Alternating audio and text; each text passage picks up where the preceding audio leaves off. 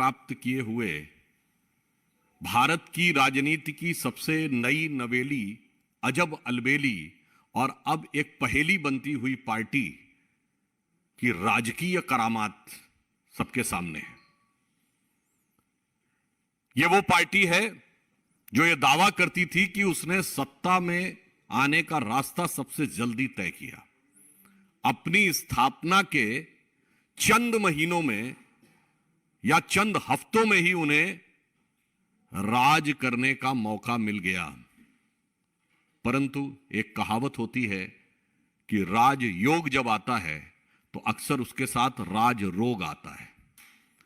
परंतु आम आदमी पार्टी के संदर्भ में यह राज रोग कितनी जल्दी, कितना संक्रामक हो जाएगा, यह शायद दिल्ली और देश की जनता की समझ से बाहर था। आज वह राजरोग उनकी सरकार, सरकारों के विभाग, पार्टी, संगठन से होता हुआ घर के अंदर तक पहुंच गया। मैं मानता हूं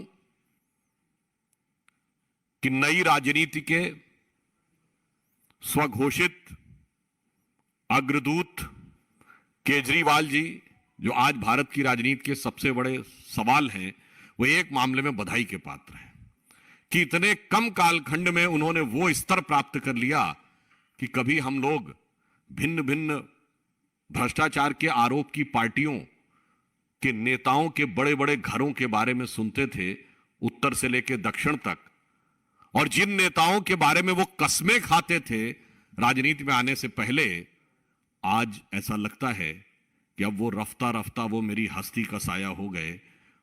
वो राजनीतिक दल के नेता कहते होंगे कि हां भाई, अब आप हमारी लीग में शामिल हो गए। आज दिल्ली स्तब्ध है। मैं सिर्फ 2-3 तकनीकी बिंदुओं की तरफ भी आपका ध्यान आकृष्ट करना चाहूंगा। यह वही पार्टी है जिसने कॉमनवेल्थ घोटाले के समय कहा था कि 200 रुपए की चेयर मिलती थी और 8,000 रुपए में खरीदी गई थी, यानी 40 गुना। और वह आज 2,000 रुपए में मिलने वाली कालीन 20 लाख रुपए में खरीद रहे हैं, यानी 1,000 गुना।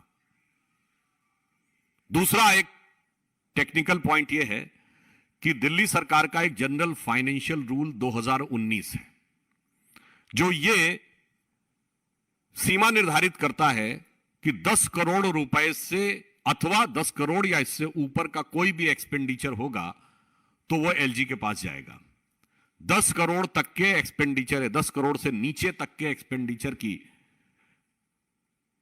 व्यय करने की जो शक्ति है वो विभागाध्यक्ष यानी हेड ऑफ द डिपार्टमेंट के पास रहेगी, यानी डिपार्टमेंटल मिनिस्टर के पास रहेगी।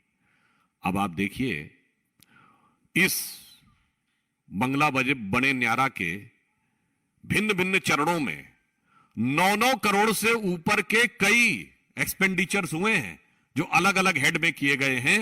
मतलब 1 सितंबर सन 2020 को 8 करोड़ रुपए का, 22 जनवरी 2021 को 9.09 करोड़ रुपए का, 29 जून 2022 को 9.34 करोड़ रुपए का। यहां तक तो फिर भी कारीगरी समझ में आती है, मगर साहब इसमें एक एक्सपेंडिचर है for chief ministers camp office as residence. वो जानते हैं कितने का है? 9 करोड़ 99 लाख रुपए का। अब हम ये सवाल पूछना चाहते हैं कि 9 करोड़ 99 लाख रुपए के इतने सटीक कैलकुलेशन की क्षमता आपको कहां से हासिल हुई कि सीधे बिल्कुल उसी बॉर्डर लाइन पर रहे जहां आपको शायद टेंडर की भी जरूरत ना पड़े और अपने मन मुताबिक कर सके। और मजे की बात है, इसके लिए कंसल्टेंट भी अपॉइंट किया गया है। मतलब आपने कभी सोचा कि घर की साज सज्जा के लिए कंसल्टेंट अपॉइंट किया गया है जिसको 1 करोड़ रुपए दिए गए। अब वैसे एक कंसल्टेंट कौन है यह भी उनको खुलासा करना चाहिए कि आम आदमियों के बीच में कोई अपना आदमी तो नहीं है उस कंसल्टेंसी में। मगर आप सोचिए, मुझे लगता है उस कंसल्टेंट ने भी, जो आप अपने घर का भी करते हैं तो एक ही बार में आप उसका बजट अलॉटमेंट करते हैं। ये टुकड़ों टुकड़ों में होना, हमेशा अलग अलग हेड्स में करना ताकि वो 10 करोड़ के नीचे रहे, ये अपने आप में भ्रष्टाचार को लेकर गहरा संदेह व्यक्त करता है। ऐसा कैसे हो सकता है कि साहब बाथरूम की फिटिंग्स के लिए अलग रहेगा, फिर जो कालीन के लिए अलग रहेगा और पर्दे के लिए अलग रहेगा? तो मुझे लगता है, और फिर जो एक उदाहरण बताया कि 9,99,00,000 रुपए, अब मुझे लगता है इसमें 0.01% की जो बचत की गई है ना, will take an appropriate action. First, you are saying that the Aam Aadmi Party representatives are not speaking. So I think right now they are speechless. We will have to wait till what time they will remain actionless.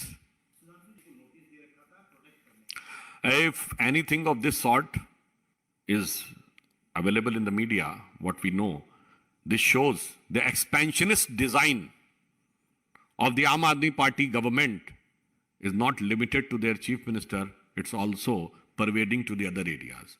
तो अपने